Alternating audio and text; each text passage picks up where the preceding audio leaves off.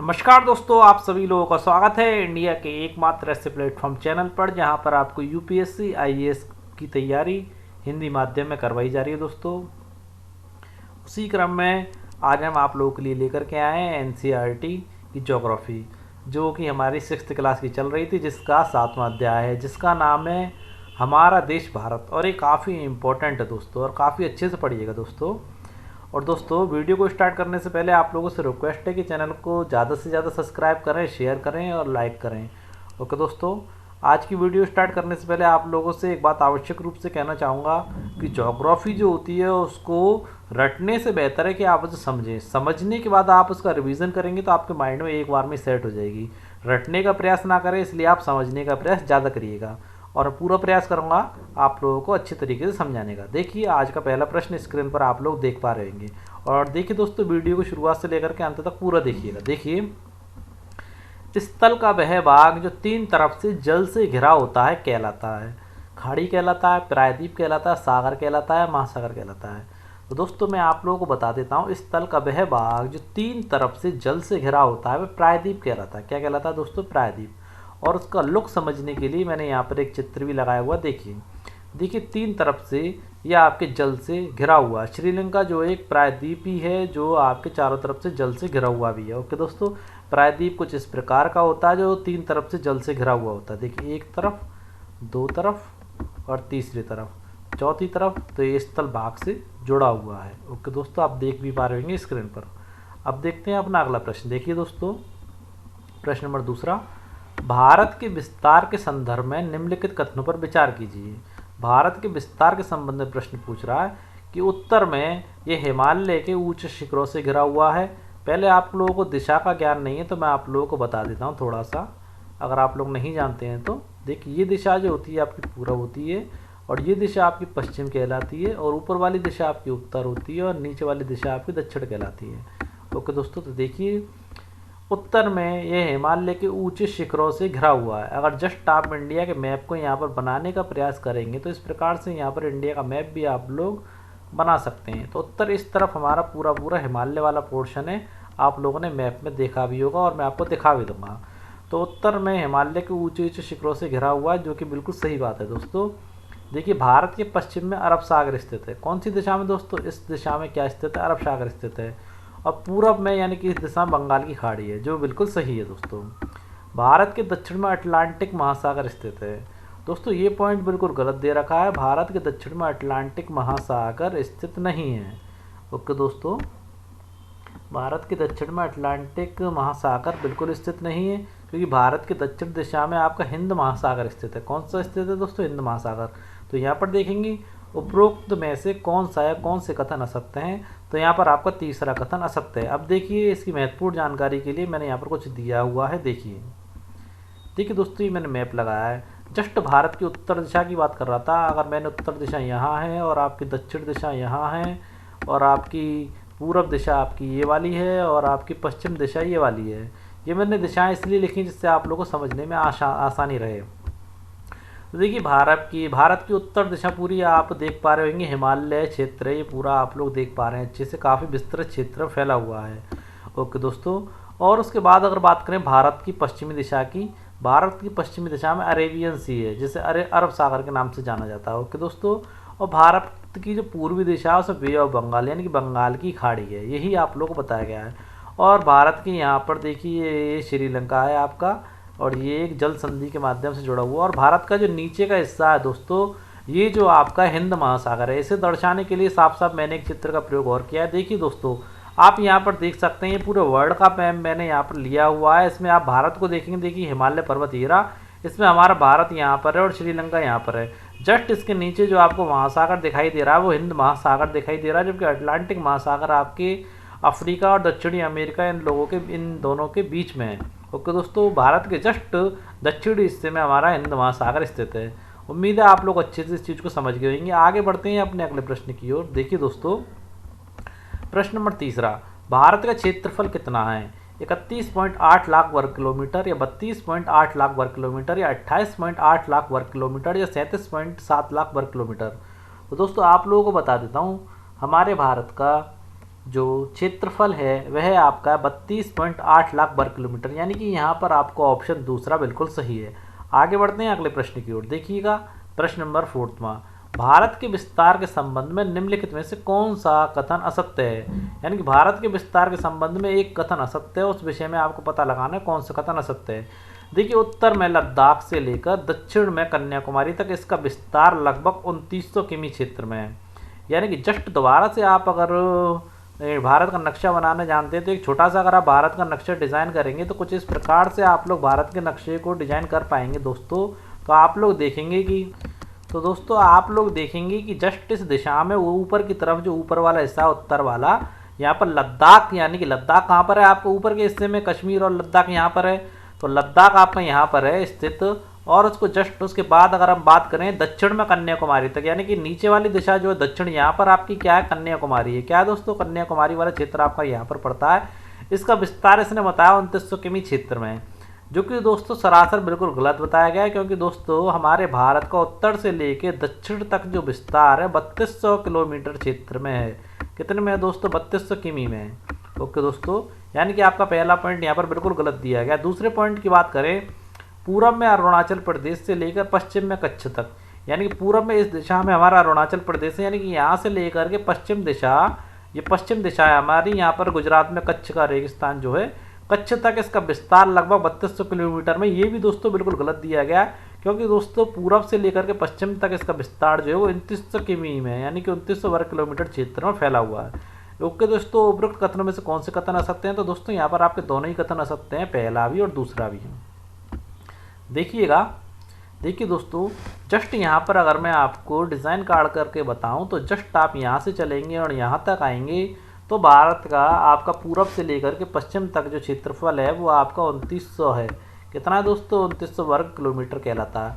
और जस्ट लद्दाख से लेकर के नीचे जस्ट जो आपका जो एरिया कोना आता है कन्याकुमारी का है, कन्याकुमारी तक अगर आप इसको देखेंगे तो भारत का जो विस्तार है आपका 3200 वर्ग किलोमीटर क्षेत्र में फैला हुआ है। इसी चीज़ को शो करने के लिए मैंने आप लोगों का नक्शा यहाँ पर लगाया था। उम्मीद है आप लोग अच्छे से यहाँ पर समझ गए होंगे।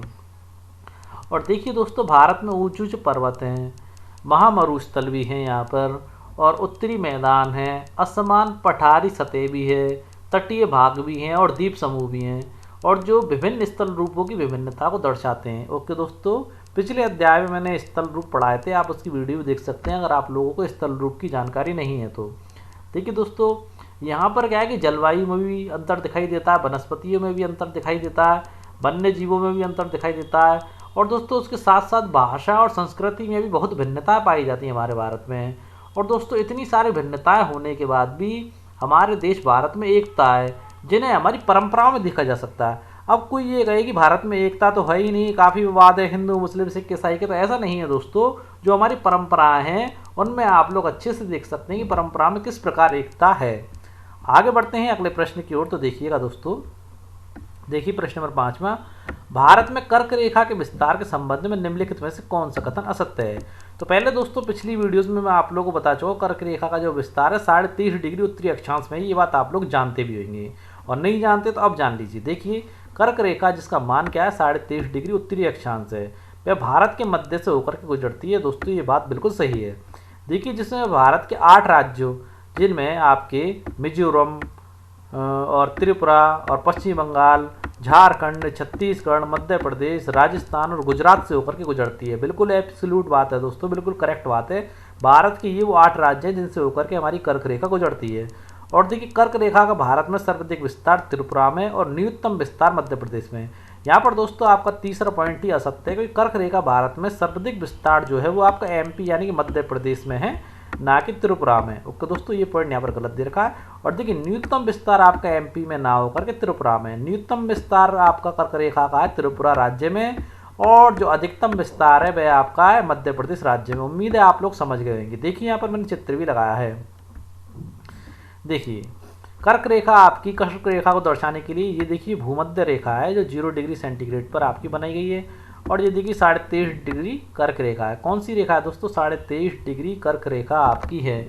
यहाँ पर मैंने भारत का नक्शा इसलिए दिखाया जिससे मैं भारत के नक्शे में आप लोगों को बता सकूँ कि कर्क रेखा हमारे भारत के नक्शे में कहाँ से कहाँ तक जा रही है। इसके लिए अगर मैं जस्ट पोर्शन आपका ये वाला पकड़ता हूँ, गुजरात वाला, यहाँ से स्टार्ट करता हूँ। देखिए, और कर्क रेखा यहाँ से अगर मैं लेकर के आता हूँ शो करने आप लोगों को समझाने के लिए, तो आप लोग देखेंगे कि देखिए दोस्तों, हमारी जो कर्क रेखा है वो कुछ इस प्रकार से जा रही है, इस प्रकार से जा रही है। ओके दोस्तों, इस प्रकार से कर्क रेखा हमारी बैठती है। ओके दोस्तों, तो देखिएगा जो यहाँ पर जो राज्य आपका स्टार्ट होता है वो गुजरात होता है, और यहाँ पर उसके जस्ट बाद में राजस्थान से भी टच होती है, उसके बाद ये एमपी से भी टच होती है, और उसके बाद देखिए छत्तीसगढ़ दोस्तों कुछ इस जगह पर आता है, छत्तीसगढ़, फिर झारखंड में रांची से, फिर पश्चिमी बंगाल वाली साइड से भी ये टच करती हैं। उसके बाद दोस्तों ये त्रिपुरा वाले क्षेत्र को भी टच करती है, और त्रिपुरा के बाद दोस्तों ये भारत के मिजोरम को भी टच करती है, त्रिपुरा और मिजोरम को। कुल मिलाकर के ये भारत के 8 राज्यों में होकर के गुजरती है। और दोस्तों सबसे ज़्यादा इसका जो न्यूनतम भाग है, सबसे ज़्यादा जो है वो विस्तार इसका कर्क रेखा का मध्य प्रदेश में है, और सबसे कम त्रिपुरा में है। ओके दोस्तों, इस चित्र के माध्यम से आप लोगों को मैंने समझाने का प्रयास किया है कर्क रेखा के विषय में। आगे बढ़ते हैं। देखिए, भारत की मुख्य भूमि का विस्तार दक्षिण से उत्तर की ओर किन अक्षांशों के मध्य है। दिशा आप लोग समझ चुके हैं अच्छे से। भारत को पढ़ने के लिए दिशा काफ़ी महत्वपूर्ण होती है। क्या पूछ रहा है, भारत की मुख्य भूमि का विस्तार दक्षिण से उत्तर की ओर, यानी कि नीचे से ऊपर की ओर पूछ रहा है, दक्षिण से उत्तर की ओर किन किन अक्षांशों के मध्य में। देखिए, देशांतरों की बात नहीं कर रहा है, अक्षांशों की बात कर रहा है।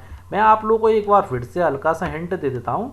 जो हमारे इस प्रकार से चलते हैं, भूमध्य रेखा से लेकर के यहाँ जो हर एक डिग्री पे आपके बनाए गए हैं, ये जो चलते हैं ऊपर भी और नीचे भी, उत्तरी गोलार्ध में और दक्षिणी गोलार्ध में, ये आपके अक्षांश होते हैं। और जस्ट इस प्रकार से आपकी जो प्रधान याम उत्तर रेखा है आपकी उत्तर में और दक्षिण में, जस्ट इसके बगल से जो टेढ़े टेढ़े जो चलते हैं आधे चंदा के रूप में प्रति 1 डिग्री पर जो बनाए गए, ये आपके देशांतर कहलाते हैं। ओके दोस्तों, तो यह बात आपके अक्षांशों की कर रहा है, यानी कि इस वाली क्षेत्र की कर रहा है अक्षांशों की। यानी भारत की मुख्य भूमि का विस्तार दक्षिण से उत्तर तक, यानी कि दक्षिण से उत्तर के किन अक्षांशों के मध्य में है।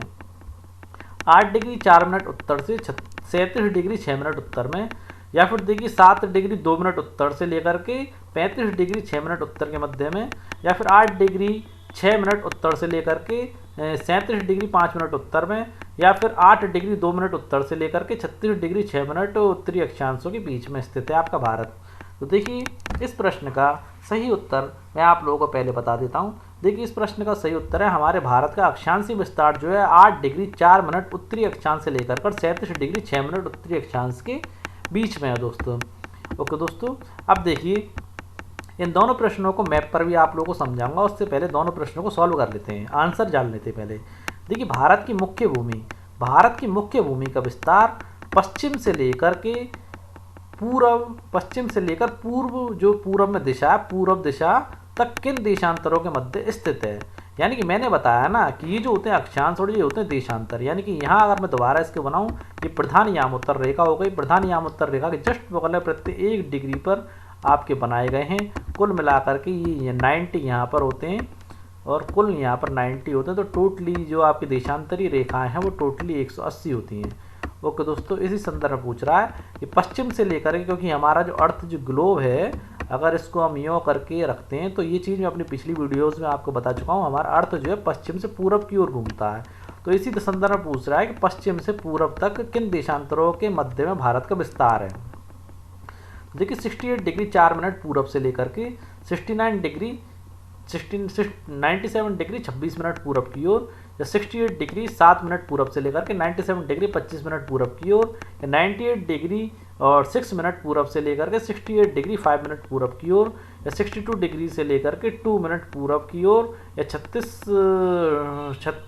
डिग्री से लेकर के 26 मिनट पूरब की ओर। यानी कि इन दोनों के बीच में, या इन दोनों के बीच में, इन दोनों के बीच में, इन दोनों के बीच में। दोस्तों, 7वें प्रश्न का उत्तर मैं आप लोगों को बता देता हूँ। हमारे भारत का देशांतरी विस्तार 68 डिग्री 7 मिनट पूरब से लेकर के 97 डिग्री 25 मिनट पूरब के बीच में स्थित है।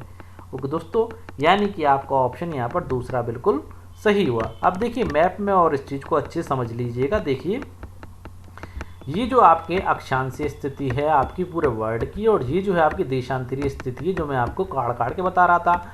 ये जो रेखा है ये भूमध्य रेखा है, और ये प्रधान यामोत्तर रेखा है। कौन सी रेखा दोस्तों? प्रधान यामोत्तर रेखा। इनके विषय में अपनी पिछली वीडियो से बता चुका हूँ, मगर फिर भी आप लोगों को हल्की हल्की जानकारी यहाँ पर दे रहा हूँ। जो यहाँ पर जितने भी जो एंगल कड़े हुए हैं आपके, ये सारे के सारे आपके 1 डिग्री के कोण पर खड़े हुए हैं, और यहाँ पर जितने भी जो तिरछे चांदनुमा खड़े हुए हैं ये भी 1 डिग्री के कोण पर खड़े हुए हैं। अब देखिए बात आती है भारत की। तो भारत की सबसे पहले अक्षांशीय स्थिति की बात करें तो भारत जो हमारा है, अगर बात करें कि भारत किस कहाँ पर स्थित है, तो मैप में देखते हैं हम भारत को। तो देखिए मैंने मैप भी लगाया था पीछे। तो अगर मैप में बात करें भारत की आपके विश्व के मानचित्र में, तो देखिए भारत कौन सी दिशा में स्थित बैठेगा। यहाँ अगर बात करें भारत की, तो भारत देखिए ये तो आपकी भूमध्य रेखा है। भूमध्य रेखा की कौन सी दिशा में भारत बैठ रहा है, ऊपर जो है उत्तरी गोलार्ध है और नीचे दक्षिणी गोलार्ध है। ये जो दिशा वाला है उत्तरी गोलार्ध है और ये दक्षिणी गोलार्ध है। तो भारत आपका सीधा सीधा दिख रहा है आपको कौन से गोलार्ध में स्थित है, उत्तरी गोलार्ध में स्थित है। तो पहला प्रश्न और आपका जो क्वेरीज थी यहाँ पर एक चीज़ खत्म हो जाती है, भारत हमारा उत्तरी गोलार्ध में स्थित है। अब देखिए यहाँ पर छोटे पार्ट में भारत को दिखाने का प्रयास किया है मैंने। देखिए भारत देखिए उत्तरी गोलार्ध में स्थित था, आप लोगों ने ये चीज़ अच्छे से जान ली। अब देखिए भारत का जो अक्षांशीय विस्तार था वो कैसा कैसा था, उसके विषय में मैं आप लोगों को और बता देता हूँ। देखिए ये जो दे रखा है 30 डिग्री शो कर रहा है। अब देखिए भारत कहाँ से शुरू होता है, ये जो शो कर रहा है देखिए ये इंपॉर्टेंट है। इसके और इसके बीच में भारत आपका देखिए है, कैसे बताता हूँ। देखिए यहाँ से 1 डिग्री 4 मिनट पे मानी जाती है, यानी कि 1 डिग्री बराबर 4 मिनट, यानी कि टाइम में देखें तो 1 डिग्री बराबर 4 मिनट। तो ऐसे ही यहाँ पर आप 1 2 यानी कि 4 5 ऐसे 8 डिग्री तक पहुँच जाएंगे। तो 8 डिग्री से हमारे भारत की स्ट्रक्चर बनना स्टार्ट हो जाती है। 8 डिग्री से हमारा भारत यहाँ पर बनता है, यूँ करके हमारा भारत का डिज़ाइन करना चालू होता है, और कुछ ऐसा करके ऐसा और ये और ऐसा करके हमारे भारत का कुछ नक्शा है आज जो आप लोगों का देखा हुआ है। तो यहाँ पर जो आपका दे रखा है वो आपका 8 डिग्री है, 8 डिग्री और 4 मिनट। कौन सा दोस्तों, 8 डिग्री 4 मिनट, यानी यहाँ से लेकर के जो यहाँ तक है, यानी कि आपका दक्षिण दिशा के इससे लेकर के उत्तर तक भारत का जो विस्तार है 8 डिग्री 4 मिनट से लेकर के यहाँ जो आपकी बैठती है, यानी कि 30 मिनट से थोड़ा ये नक्शा यहाँ निकल जाता है पार। ओके दोस्तों, तो यहाँ जो लास्ट तक इसका जो पॉइंट बैठता है वो बैठता है 37 डिग्री, कितना बैठता है दोस्तों, 37 डिग्री और 6 मिनट तक बैठता है। यानी कि भारत का अक्षांशीय विस्तार 8 डिग्री 4 मिनट से लेकर के 37 डिग्री 6 मिनट तक है। नक्शे में आप लोग अच्छे समझ पा रहे होंगे। और उसी प्रकार अगर देशांतरीय स्थिति की बात करें भारत की, तो देशांतरीय स्थिति भारत की जस्ट ऐसी है कि आप भारत को जो है आपकी पूरब में है हमारा भारत, कौन सी दिशा में स्थित है, पश्चिम दिशा ये रही और हमारी पूरब दिशा ये रही। ओके दोस्तों, पूरब दिशा में हमारा जो भारत है वो 68 डिग्री 7 मिनट पूरब से लेकर के 97 डिग्री 25 मिनट तक है। और देखिए 97 डिग्री तो आपको यहाँ तक तो 90 डिग्री दिख रहा होगा, मगर यह कन्फ्यूज़ होने की आवश्यकता नहीं है जी। जस्ट जो राउंड है जस्ट ऐसे घूम रहा है, आपको तो ओनली इतना हिस्सा दिखाई दे रहा है। कौन सा, यहाँ पर भी 90 का और यहाँ पर भी 90 का। तो जो 97 है 97.25, तो जस्ट इसके पीछे जाएगा तो 97.25 तक ही है। आपको स्क्रीन अगर बॉल आप लोगों के सामने रख दी जाए तो बॉल का आगे का हिस्सा ही तो आप लोग देख पाएंगे। ओके दोस्तों, तो भारत की जो देशांतरीय स्थिति 68 डिग्री 7 मिनट पूरब से लेकर के 98 डिग्री 25 मिनट पूरब में है। ओके दोस्तों, और ये आपका भारत का नक्शा यहाँ पर लगा हुआ है। अगले प्रश्न की ओर बढ़ते हैं। अच्छे से मैंने हर चीज़ समझा दी है। यहाँ पर देखिए डायरेक्ट, देखिए यहाँ पर देखिए पूरब से लेकर के पश्चिम तक भारत की अक्षांशीय स्थिति साफ शो कर दी गई है यहाँ पर। ओके दोस्तों, देखिए 68 डिग्री 7 मिनट से लेकर के 97 डिग्री 25 मिनट्स, और यहाँ 8 डिग्री 4 मिनट से लेकर के आपके 37 डिग्री 6 मिनट। ओके दोस्तों, दोनों को आप लोग अच्छे से देख सकते हैं यहाँ पर। और देखिए टोटली लंबाई भी दे रखी है यहाँ पर, यहाँ से यहाँ तक की लंबाई है एनसीईआरटी की बुक्स में 2900 किमी दे रखी है, और यहाँ से यहाँ तक की जो दक्षिण से लेकर के उत्तर की लंबाई 3200 किमी दे रखी है। जबकि जो एक्यूरेट की बात करें तो एक्यूरेट जो है ये 2900 ना होकर के 2335 बैठती है। और एक्यूरेट की अगर यहाँ पर बात करें तो ये लंबाई आपके 3214 के भी बैठती है। ओके, दोनों चीज़ें मैंने आप लोग को बता दी हैं, एक्यूरेट भी। ओके दोस्तों, आगे बढ़ते हैं। देखिए दोस्तों प्रश्न नंबर 8वां, निम्नलिखित में से किस देशांतर को भारत का मानक याम्योत्तर माना गया है। निम्नलिखित में से किस देशांतर को भारत का मानक यामोत्तर माना गया है। मानक यामोत्तर का मतलब दोस्तों स्टैंडर्ड टाइम, हमारे टाइम की गणना किसके अकॉर्डिंग की जाती है। मानक यामोत्तर का मतलब ये होता है स्टैंडर्ड टाइम हमारा क्या है। ओके दोस्तों, अब देखिए स्टैंडर्ड टाइम के संदर्भ में मैं आप लोगों को बता देता हूँ। पहले इस प्रश्न का उत्तर दूंगा फिर समझाऊंगा। 68 डिग्री 4 मिनट पूरब, या 97 डिग्री 26 मिनट पूरब, या 82 डिग्री 30 मिनट पूरब, या 87 डिग्री 26 मिनट पूरब। तो देखिए 8वें प्रश्न का आपका आंसर 82 डिग्री 30 मिनट पूरब को भारत का मानक यामोत्तर यानी कि स्टैंडर्ड टाइम माना गया। अब देखिए कैसे माना गया वो यहाँ पर समझिएगा। देखिए 82 डिग्री साढ़े यानी 82 डिग्री 30 मिनट या 82.5 डिग्री पूरब को भारत का यामोत्तर समय माना गया है। अब देखिए यामोत्तर समय क्या होता है, जस्ट मैंने यहाँ पर नक्शा लगाया है, ये रही ग्रीनविच रेखा। ग्रीनविच रेखा एक काल्पनिक रेखा थी जिससे समय की गणना करने में विद्वानों को सहायता हुई थी। जस्ट इस तरफ बढ़ते ग्रीनविच रेखा के यहाँ पर तो समय यहाँ पर बढ़ता है, प्लस में होता जाता है, और जस्ट इस तरफ जाते तो समय यहाँ पर घटता है। और यहाँ पर जो हर एक डिग्री का जो एंगल है वो 4 मिनट पर बना हुआ है, यानी कि 1 डिग्री बराबर 4 मिनट। कितना है दोस्तों, 1 डिग्री बराबर 4 मिनट। यानी कि यहाँ से अगर हम समय आगे बढ़े 15 डिग्री आगे बढ़े तो आप बता सकते हैं कि 15 डिग्री आगे बढ़ने पर कितना समय हुआ होगा। जस्ट मान कर के चलिए 1 डिग्री बराबर 4 मिनट है, तो 15 इंटू आप 4 कर सकते हैं, तो आप पाएंगे कि 15 चौका 60, यानी कि 60 मिनट। इस तरफ अगर सपोज करिए यहाँ पर अगर आपके 12 बज रहे हैं तो जस्ट यानी कि 1 डिग्री पर आपके 12 बज रहे हैं, तो जस्ट यहाँ पर 15 डिग्री पर कितना टाइम हो रहा होगा, तो 15 डिग्री पर आपका जो टाइम हो रहा होगा दोस्तों वो 1 हो रहा होगा, क्योंकि 60 मिनट और ऐड कर दिए तो 1 बज रहा होगा यहाँ पर, यानी कि 1 डिग्री पर आपके 12 बज रहे हैं तो 15 डिग्री पर आपके 1 बजेंगे। ओके दोस्तों, इसी प्रकार हमारे भारत में जो यामोत्तर मानी गई है वो कौन सी डिग्री मानी गई है, जस्ट रेखा मानी गई 85 डिग्री। कौन सी मानी गई, 85 डिग्री, क्योंकि हमारे भारत का विस्तार जो काफ़ी कम क्षेत्र में है, इसलिए भारत में एक ही प्रधान यामोत्तर रेखा जो मानी गई है, टाइम जो स्टैंडर्ड टाइम की मानी गई एक ही मानी गई है। जबकि आपकी रशिया वगैरह में काफ़ी रेखाएं मानी जाती है, क्योंकि उनका विस्तार काफ़ी क्षेत्र में है। आप लोग देख पा रहे हैं कि चीन का विस्तार भी काफ़ी लंबे चौड़े क्षेत्र में है। ओके दोस्तों, अब बढ़ते हैं अपने इसी प्रश्न से संबंधित कुछ क्वेरीज की तरफ। देखिएगा, देखिए भारत का जो स्टैंडर्ड टाइम माना गया 82 डिग्री पूरब से माना गया। ओके दोस्तों, अब देखिए इसके विषय में कुछ और चीज़ें आप लोगों को बता देता हूँ। भारत में गुजरात के द्वारका और असम के डिब्रूगढ़ के स्थानीय मान में लगभग 1 घंटा 45 मिनट का अंतर है। क्यों अंतर है दोस्तों, क्योंकि दोस्तों यहाँ से आपका जो पीछे की तरफ जाएंगे तो टाइम यहाँ पर घट रहा है, और यहाँ से आगे की तरफ जाएंगे तो टाइम यहाँ पर बढ़ रहा है। ओके दोस्तों, सेम एक चीज़ आप लोगों को बता देता हूँ, यहाँ पर आपका जस्ट राजस्थान आता है। एक छोटा सा एग्जांपल आप लोगों को बता देता हूँ। तो राजस्थान में भी आप लोग जैसे जैसे पीछे की तरफ जाते जाएंगे तो टाइम घटेगा, और इस तरफ बढ़ते जाएंगे तो टाइम आपका ऐड होगा। ओके दोस्तों, तो अब देखिए यहाँ पर राजस्थान का जो रेगिस्तानी एरिया है, और यहाँ राजस्थान के पूर्वी बिंदु में जो धौलपुर स्थित है, तो यहाँ पर जब सूरज निकलता है तो सूरज की रोशनी डायरेक्ट यहाँ पर रेगिस्तान वाले क्षेत्र पड़ेगी। तो जो सूर्य की जो टाइमिंग का अंतर है राजस्थान के रेगिस्तानी एरिया और राजस्थान के धौलपुर में 30 मिनट का समय अंतराल है दोस्तों। कितने का समय अंतराल है, 30 मिनट का।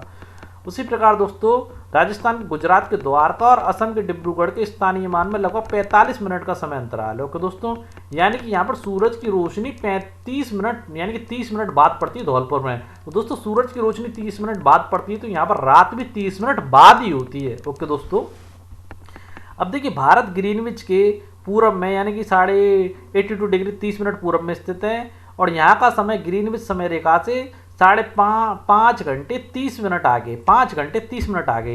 यानी कि दोस्तों यहाँ आपके 1 डिग्री 4 मिनट का होता है, तो इतने डिग्री आगे है कि जिससे कि हमारे भारत का टाइम यहाँ पर 5-5.5 घंटे समथिंग आगे है ग्रीनविच रेखा से। ओके दोस्तों, आप आसानी से लगा सकते हैं, यानी कि 15 डिग्री बराबर आपका 1 घंटा हुआ, तो लगा लीजिए आप, यानी कि 15 डिग्री बराबर 1 घंटा हुआ, तो 5 डिग्री बराबर कितने घंटे हो गए, यानी कि 15 डिग्री बराबर 1 घंटा, तो 15 इंटू 5 कर दीजिए। 15 इंटू 5 करेंगे तो 25 की 5 कैरी लगी, और 5 का 2 कैरी लगी यहाँ पर, और 5 का 5 और 7 तो 75, यानी कि 75 डिग्री का यहाँ पर अंतराल होता है। 75 डिग्री और 30 मिनट में भी अगर आप लगाएंगे तो आप आसानी से लगा सकते हैं कैलकुलेशन करके, यानी कि 75 डिग्री से ज़्यादा ही अंतर है ग्रीनविच रेखा से लेकर के भारत तक। यहाँ पर 75 डिग्री से ज़्यादा का अंतर है, तो आप लगा सकते हैं 1 डिग्री बराबर 4 मिनट, तो 75 डिग्री से ज़्यादा का अंतर आपका बैठता है 5 घंटे 30 मिनट का। ओके दोस्तों, उम्मीद है यहाँ पर आप अच्छे से समझ चुके होंगे। और देखिए, इसलिए जब लंदन में दोपहर के 2 बजे होते हैं तब भारत में शाम के 7:30 बजे होते हैं। देखिए, लंदन में दोपहर के 2 बजे होते हैं तो भारत में शाम के 7:30 बजे होते हैं, यानी कि लंदन का टाइम पीछे है और भारत का टाइम आगे है। ओके दोस्तों, आप लोग अच्छे से इस चीज़ को समझ चुके होंगे। अब बढ़ते हैं अपने अगले प्रश्न की ओर। देखिए, विश्व में सबसे अधिक जनसंख्या किस देश की है। उम्मीद है इस प्रश्न का उत्तर आप लोग जानते होंगे। देखिए भारत की, जापान की, चीन की, उत्तरी कोरिया की। तो देखिए दोस्तों विश्व में सबसे अधिक जनसंख्या चीन की है। किसकी है दोस्तों? सबसे अधिक जनसंख्या विश्व में जो है वो चीन की है। अब देखिए एक बात और आपको बता देता हूँ, चीन के बाद विश्व का दूसरा सबसे अधिक जनसंख्या वाला देश भारत है। ये चीज़ भी आप जानते होंगे। लेकिन दोस्तों वर्ष 2011 से अब तक भारत की आबादी 120 करोड़ से अधिक हो चुकी है। ओके दोस्तों, प्रश्न नंबर 10वां देखिए, भारत में मानक समय रेखा यानी कि स्टैंडर्ड टाइम के संदर्भ में कौन सा कथन असत्य है? असत्य कथन आप लोगों से पूछा जा रहा है, तो बताइएगा आप लोग। ये भारत के मध्य से होते हुए 5 राज्यों से होकर गुजरती है। जो मैंने भारत का मैप बताया आपको, तो जो आपकी मानक समय रेखा है वो 5 राज्यों से होकर के गुजरती है। अब मानक समय रेखा का विस्तार छत्तीसगढ़ में सर्वाधिक है, या मानक समय रेखा का विस्तार उड़ीसा में न्यूनतम है। और देखिए भारत की मानक समय रेखा का समय ग्रीनविच रेखा के समय से 4.5 घंटे आगे। तो दोस्तों यही वाला ऑप्शन आपका गलत है। अभी थोड़ी देर पहले ही मैंने आपको बताया कि भारत की जो मानक समय रेखा का जो समय है वो ग्रीनविच रेखा से 5.5 घंटे आगे है। और 2-3 महत्वपूर्ण जानकारी आप लोगों को यहाँ पर मिली कि मानक समय रेखा का जो विस्तार उड़ीसा में न्यूनतम है, सबसे कम विस्तार है, और छत्तीसगढ़ में सर्वाधिक है। ओके दोस्तों, यानी कि अगर आप इस नक्शे की बात करें भारत के की जो आप देख पा रहे हैं, तो देखिए इसके विषय में मैं आप लोगों को बता देता हूँ। भारत में जो आपकी मानक समय रेखा है कुल आपके 5 राज्यों से होकर के गुजरती है। कितने राज्यों से होकर के गुजरती है दोस्तों? 5 राज्यों से होकर के गुजरती है। तो सबसे पहला जो आपका राज्य पड़ता है वो सबसे पहले इस क्षेत्र में आपका यूपी वाला आता है। मानक समय रेखा में यूपी का आता है। फिर उसके बाद एमपी का राज्य पड़ता है आपका। उसके बाद आपका जो राज्य पड़ता है वो छत्तीसगढ़ का पड़ता है। उसके बाद आपका जो राज्य पड़ता है वो उड़ीसा का पड़ता है। छत्तीसगढ़ को मैंने छत्तीस दर्शा है यहाँ पर। उसके बाद आपका उड़ीसा वाला राज्य पड़ता है इसी रेखा में, आपकी मानक समय उत्तर रेखा में।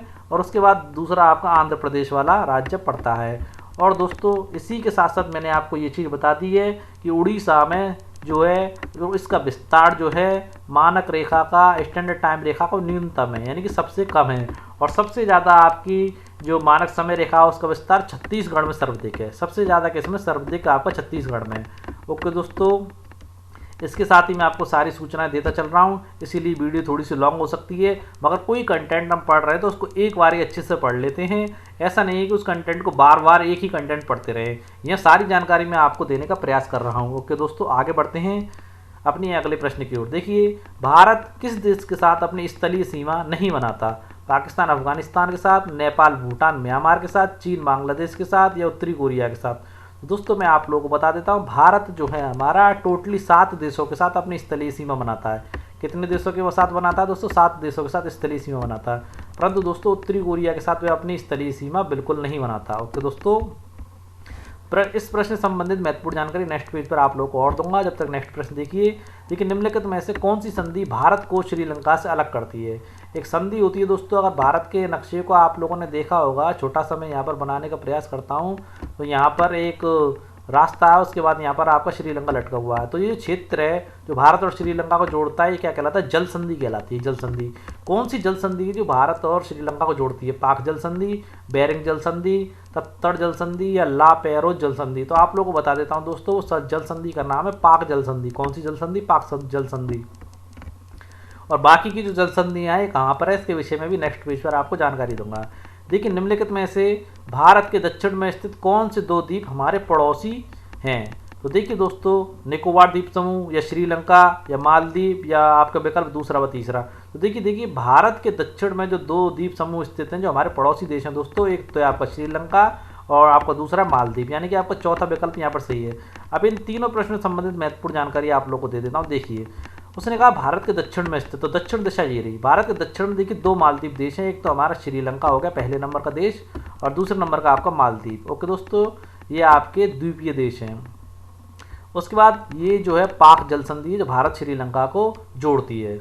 ओके दोस्तों, उसके बाद भारत से लगने वाले जिले मैंने आप राज्य जो देश हैं वो मैंने आप लोग को बता दिए थे। पहला पाकिस्तान, दूसरा अफगानिस्तान, तीसरा चीन, चौथा आपका नेपाल, 5वां आपका भूटान, छठा आपका बांग्लादेश, और 7वां आपका म्यांमार। 7वां देश में आप लोगों को बता चुका हूँ।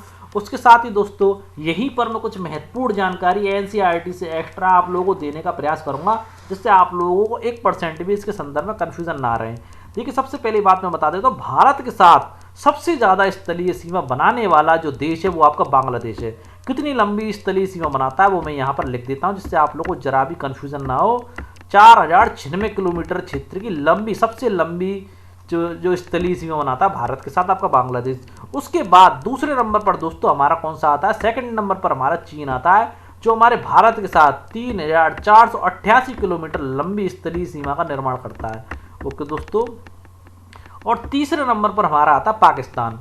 कौन सा आता है दोस्तों? तीसरे नंबर पर पाकिस्तान आता है, जो कि रेडक्लिफ रेखा का निर्धारण किया गया था सर काइलिन रेडक्लिफ द्वारा। ये हमारी 3323 किलोमीटर लंबी हमारी भारत के साथ स्थलीय सीमा बनाता है पाकिस्तान। ओके दोस्तों, और अगर नेपाल की बात की जाए तो नेपाल हमारे भारत के साथ 1751 किलोमीटर लंबी स्थलीय सीमा बनाता है। कितनी बनाता है दोस्तों? 1751 किलोमीटर लंबी स्थलीय सीमा बनाता है। और अगर म्यांमार की बात की जाए तो म्यांमार 1643 किलोमीटर लंबी स्थलीय सीमा भारत के साथ बनाता है। और सबसे कम की बात की जाए तो दोस्तों आप लोग देख पा रहे होंगे, अफगानिस्तान भारत के साथ सबसे कम लंबी जो स्थलीय सीमा बनाता है। सारी महत्वपूर्ण जानकारी मैंने आप लोगों को यहाँ पर इसलिए दी थी जिससे आपका कोई भी कंफ्यूजन यहाँ पर ना रहे 1% भी। ओके दोस्तों, आगे बढ़ते हैं। देखिए कुछ जल संधियों के नाम दिए थे, उसके संदर्भ में आप लोगों को और बता देता हूँ। देखिए बेरिंग जल संधि, देखिए अलास्का को रूस से अलग करती है संधि, और पूर्वी चूकची सागर और बेरिंग सागर को जोड़ती है। और तत्तर जल संधि कहाँ पर स्थित है? देखिए रूसी मुख्य भूमि को रूस से सखालिन द्वीप से अलग करता है, जापान को ओखोटस्क सागर से जोड़ता है। और देखिए ला पेरिस जल संधि, जापान के होक्काइडो द्वीप को रूस के स्कालिन या सोया जल संधि द्वीप से अलग करता है, और जापान को ओखोत्स्क सागर से जोड़ता है। देखिए विश्व का भूगोल पढ़ाएंगे आपको, जब इस पॉइंट को और क्लियर कर देंगे। अगर जल संधियों के नाम आए थे तो मैंने सोचा कि यहीं पर आप लोगों को थोड़ी सी जानकारी दे देते हैं। आगे बढ़ते हैं अपने अगले प्रश्न की ओर। देखिए प्रश्न नंबर 14 भारत को प्रशासनिक क्रियाकलापों के लिए कितने राज्यों एवं केंद्र शासित प्रदेशों में बांटा गया है? दोस्तों 29 राज्यों 8 केंद्र शासित प्रदेशों में, 28 राज्यों 8 केंद्र शासित प्रदेशों में, या 26 राज्यों 9 केंद्र शासित प्रदेशों में, या 30 राज्यों और 8 केंद्र प्रशासित प्रदेशों में? तो दोस्तों भारत को 28 राज्यों और 8 केंद्र शासित प्रदेशों में प्रशासनिक क्रियाकलापों के उद्देश्य से बांटा गया, यानी कि यहाँ पर आपका ऑप्शन दूसरा सही है। अब देखिए प्रश्न नंबर 15 मैं आप लोगों को बताता हूँ। काफी महत्वपूर्ण प्रश्न आप लोगों के लिए लेकर के आया हूँ, और हो सकता है एग्जाम में आप लोगों को ये प्रश्न देखने के लिए मिल जाए। देखिए 31 अक्टूबर 2019 को निम्न में से किन्हें केंद्र शासित प्रदेश घोषित किया गया है? तो देखिए पांडिचेरी को, अंडमान निकोबार द्वीप समूह को, जम्मू कश्मीर और लद्दाख को, या दिल्ली को? तो देखिए दोस्तों 31 अक्टूबर 2019 को हमारे जम्मू कश्मीर और लद्दाख को केंद्र शासित प्रदेश घोषित किया गया है। पहले हमारे केंद्र शासित प्रदेश 6 थे, अब हमारे कितने हो गए? इन दोनों को जोड़ने पर 8 केंद्र शासित प्रदेश हो गए। ओके दोस्तों, इसके साथ ही कुछ महत्वपूर्ण जानकारी मैं यहाँ पर आप लोगों के लिए और लेकर के आया हूँ। जो अंडमान निकोबार द्वीप समूह था जिसकी राजधानी पोर्ट ब्लेयर है, इसे जो था 1 नवंबर 1956 को, कब दोस्तों? 1 नवंबर 1956 को जो आपका केंद्र शासित प्रदेश घोषित किया गया था। आप लोग लिखना चाहें तो लिख लेना, शायद इतनी जानकारी आपको कोई मुश्किल ही दे पाए। 1 नवंबर 1956 को आपका अंडमान निकोबार द्वीप समूह को केंद्र शासित प्रदेश घोषित किया गया था। जम्मू कश्मीर की आप जान ही चुके हैं।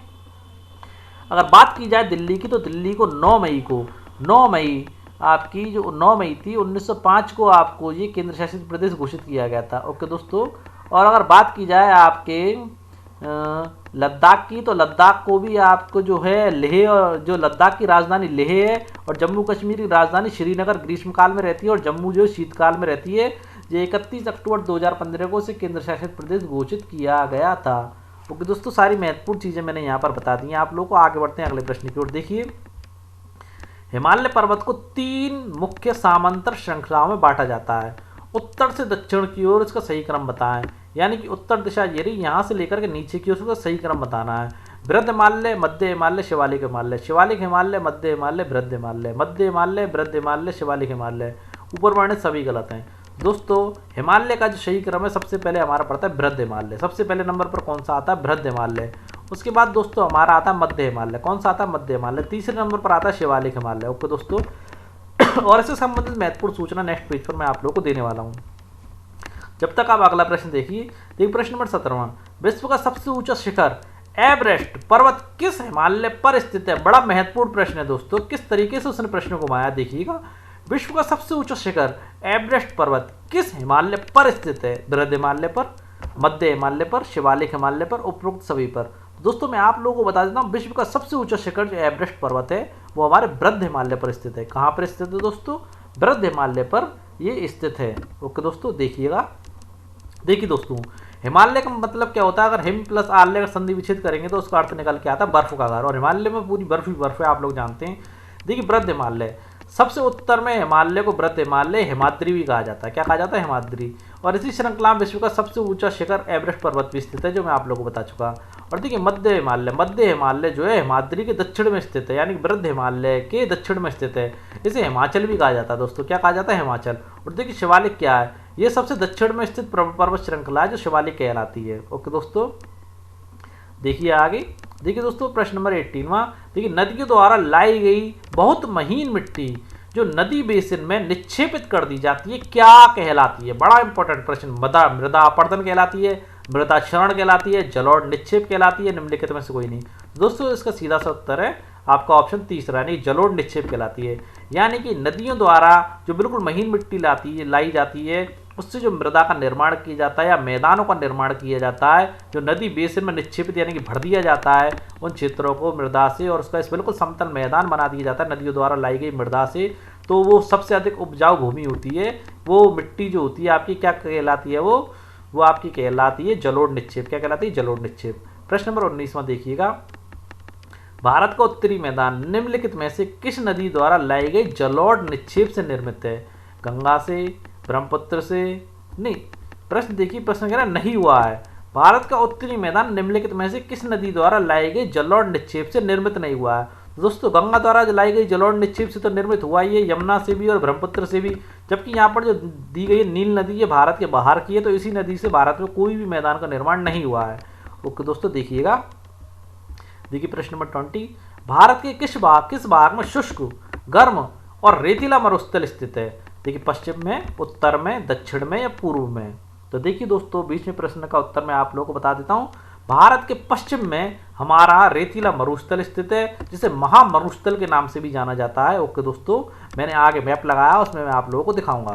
देखिए प्रश्न नंबर 21वां, भारत के उत्तरी मैदान के दक्षिण में स्थित प्रायद्वीपीय पठार की आकृति कैसी है?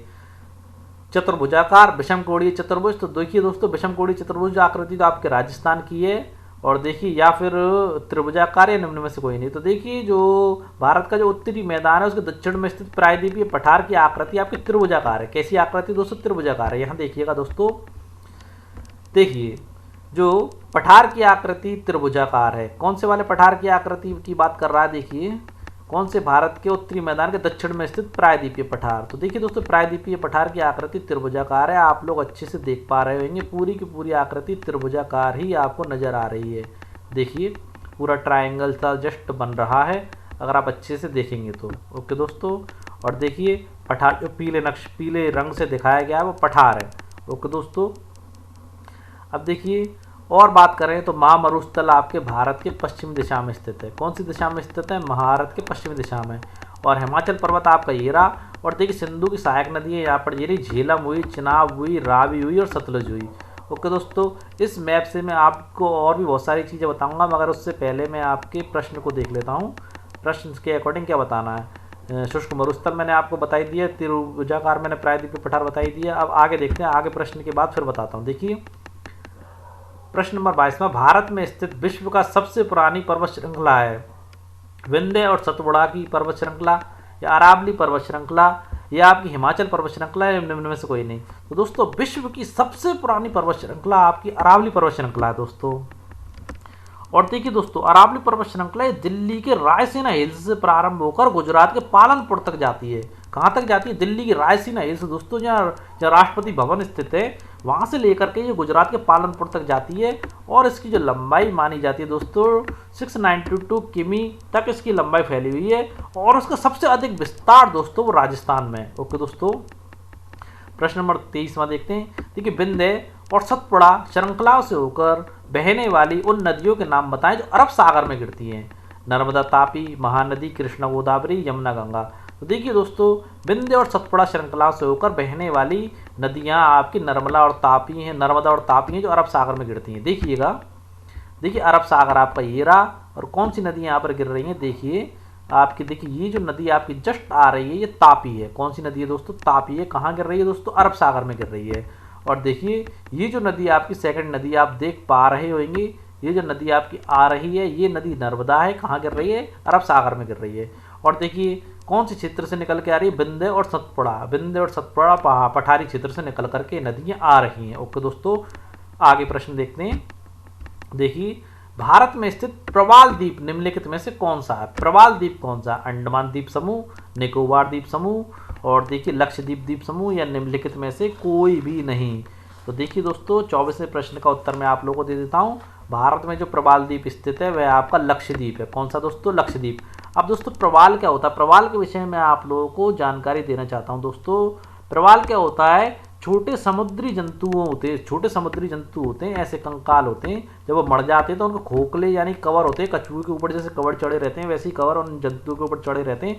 जब वो मर जाते हैं तो उनकी डेड बॉडी तो प्रकृति के साथ साथ डिस्ट्रॉय हो जाती है, परंतु दोस्तों सड़कर गलकर उनकी बॉडी तो खत्म हो जाती है, परंतु जो उनके जो कंकाल के जो ऊपर जो खोल होते हैं ना, वो कभी भी डिस्ट्रॉय नहीं होते और वो एक ही स्थान पर इकट्ठे होते रहते हैं, और एक ही स्थान पर इतनी ज़्यादा मात्रा में इकट्ठे हो जाते हैं कि वो दोस्तों द्वीप का रूप ले लेते हैं, यानी कि एक के ऊपर एक इकट्ठे होते जाते हैं और वही अंत में चल करके एक द्वीप बन जाता है। तो वो जो उनके कंकालों से या उनके खोलों से जो द्वीप का निर्माण होता है वो आपको प्रवाल द्वीप कहलाता है। क्या कहलाता है दोस्तों? प्रवाल द्वीप। और देखिए दोस्तों, छोटे समुद्री जंतुओं के कंकाल होते हैं जिन्हें पॉलिप भी कहा जाता है। क्या कहते हैं दोस्तों? दूसरी भाषा में या दूसरे शब्दों में से पॉलिप कहते हैं। दूसरे शब्दों में ही कह सकते हैं, भाषा में तो नहीं, दूसरे शब्दों में इन खोलों को पॉलिप कहा जाता है। जब जीवित पॉलिप मरते हैं तो उनका कंकाल बच जाता है दोस्तों, और उस बचे कंकाल के ढेरों से प्रवाल द्वीप का निर्माण होता है। ओके दोस्तों, एक और चीज़ बता देता हूँ यहाँ पर आपको। ये जो आपका जो लक्षद्वीप है, ये लक्षद्वीप अरब सागर में स्थित है। ये केरल के तट से कुछ दूरी पर स्थित प्रवाल द्वीप है। कहाँ पर स्थित है? लक्षद्वीप आपका कहाँ पर स्थित है? आपका अरब सागर में। देखिए मानचित्र में देखने का दिखाने का प्रयास करते हैं। कौन से द्वीप की बात कर रहा है? लक्षद्वीप। देखिए लक्षद्वीप आपका ये रहा, ये कहाँ पर स्थित है? अरब सागर में। अरब सागर आपका ये रहा, बिल्कुल सही बात है दोस्तों, लक्षद्वीप हमारा अरब सागर में स्थित है। और दूसरी ओर बात करें भारत के दूसरे द्वीपों की, अंडमान और निकोबार द्वीप समूह की, तो देखिए दोस्तों अंडमान और निकोबार द्वीप समूह आपके ये रहे, ये दक्षिण दिशा में ही और बंगाल की खाड़ी में स्थित हैं। कौन सी दोस्तों? बंगाल की खाड़ी ये रही। तो दोस्तों ये आपकी बंगाल की खाड़ी में ये वाले द्वीप स्थित हैं। आपके दोनों जो कन्फ्यूज़न थे मैंने आपके क्लियर कर दिए हैं, किसी प्रकार का कन्फ्यूज़न आप लोगों को यहाँ पर नहीं रहना चाहिए। प्रश्न आता 25वां, काफ़ी इंपॉर्टेंट प्रश्न है। सह्याद्री को अन्य किस नाम से जाना जाता है? तो दोस्तों अरावली के नाम से, पश्चिमी घाट के नाम से, हिमाद्री के नाम से, या निम्न में से कोई नहीं। तो दोस्तों सह्याद्री को पश्चिमी घाट के नाम से जाना जाता है। किस नाम से जाना जाता है दोस्तों? पश्चिमी घाट के नाम से। अब देखिए इसको समझाने का प्रयास मैं मानचित्र से करूंगा आपको। सह्याद्री क्या है? देखिए दोस्तों, देखिए विंध्य और सतपुड़ा के पश्चिम में, देखिए विंध्य और सतपुड़ा के पश्चिमी दिशा की बात करें, यानी कि इस दिशा की बात करें, पश्चिम में पश्चिमी घाट है। कौन सा घाट है दोस्तों? पश्चिमी घाट कहलाता है। पश्चिमी घाट है जो सह्याद्री कहते हैं, तथा पूरब जो पूर्वी हिस्सा है दोस्तों इसका, ये पूर्वी घाट कहलाता है। ये तो आपको पश्चिमी घाट कहलाता है, और ये वाला जो आपका हिस्सा है ये पूर्वी घाट कहलाता है दोस्तों। देखिए पश्चिम घाट के पश्चिम में और तथा पूर्वी घाट के पूर्व में तटीय मैदान स्थित है। ये जो आपको दिखाई दे रहा है दोस्तों, ये जो आपको मैदान का जो रंग है वो इस प्रकार का दिया गया है। जो मैदान स्थित हैं वो आपके देखिए पश्चिमी घाट में स्थित है, और जो पूर्वी घाट में स्थित है, पश्चिमी घाट में स्थित है उसे तो पश्चिमी मैदानी क्षेत्र कहते हैं, और जो पूर्वी घाट में स्थित है उसे पूर्वी मैदानी क्षेत्र कहा जाता है। और देखिए ये जो पठार हैं आपके विंध्य और सतपुड़ा के जो पठार हैं, इन पठार में बहुत सारे खनिज पाए जाते हैं, जैसे कोयला पाया जाता है, लौह अयस्क पाया जाता है, काफ़ी प्रचुर मात्रा में यहाँ पर पाए जाते हैं। ओके दोस्तों, आगे बढ़ते हैं अपने अंतिम प्रश्न की ओर। देखिए दोस्तों, सुंदरबन डेल्टा के संदर्भ में निम्नलिखित कथनों में से कौन सा कथन असत्य है? देखिए गंगा एवं ब्रह्मपुत्र नदियाँ विश्व के सबसे बड़े डेल्टा का निर्माण करती हैं। बिल्कुल दोस्तों सही बात है, गंगा और ब्रह्मपुत्र नदियाँ विश्व के सबसे बड़े डेल्टा का निर्माण करती हैं, और विश्व का सबसे बड़ा डेल्टा आपका कौन सा? सुंदरबन डेल्टा है। ये बात आप यहीं पर जान लीजिए दोस्तों। ओके दोस्तों, अब देखिए सुंदरबन डेल्टा की आकृति गोलाकार है। देखिए असत्य पूछ रहा है तो यहाँ पर असत्य यही है, क्योंकि सुंदरबन डेल्टा की जो आकृति है वो गोलाकार ना होकर के त्रिभुजाकार है। लिख लेना दोस्तों, त्रिभुजाकार है। देखिए डेल्टा स्थल वह भाग है जो नदी के मुहाने पर बनता है। बिल्कुल दोस्तों, डेल्टा वह भाग होता है दोस्तों जो नदी के मुहाने पर बनता है। अब देखिए नदी का, अब देखिए जहाँ नदियाँ समुद्र में प्रवेश करती हैं उस जगह को नदी का मुहाना कहा जाता है। क्योंकि दोस्तों डेल्टा तो आप लोगों को बता दिए, डेल्टा स्थल वह भाग होता है जो नदी के मुहाने पर बनता है। अब देखिए नदी का मुहाना क्या है? जहाँ नदियाँ समुद्र में प्रवेश करती है उस जगह को नदी का मुहाना कहते हैं। ओके दोस्तों, सारे कन्फ्यूजन आप लोगों के दूर हो गए होंगे। ओके दोस्तों, आज की हमारी वीडियो आप लोगों को कैसे लगी कमेंट बॉक्स में जरूर बताएं दोस्तों, और चैनल को प्लीज प्लीज प्लीज सब्सक्राइब करना बिल्कुल ना भूलें। और जो भी व्यक्ति यूपीएससी की तैयारी कर रहा है, जो भी कैंडिडेट यूपीएससी की तैयारी कर रहा है, उसे हमारा लिंक शेयर करें और उसको बताएं हमारे चैनल के विषय में कि इंडिया में एकमात्र ऐसा चैनल है जो आपको पूरी यूपीएससी की तैयारी आपको हिंदी माध्यम में करवा रहा है। तो दोस्तों ज़्यादा से ज़्यादा लाइक करें, ज़्यादा से ज़्यादा सब्सक्राइब करें, ज़्यादा से ज़्यादा शेयर करें। कल फिर मिलते हैं दोस्तों अपनी ऐसी एक अच्छी वीडियो के साथ, तब तक के लिए जय हिंद दोस्तों।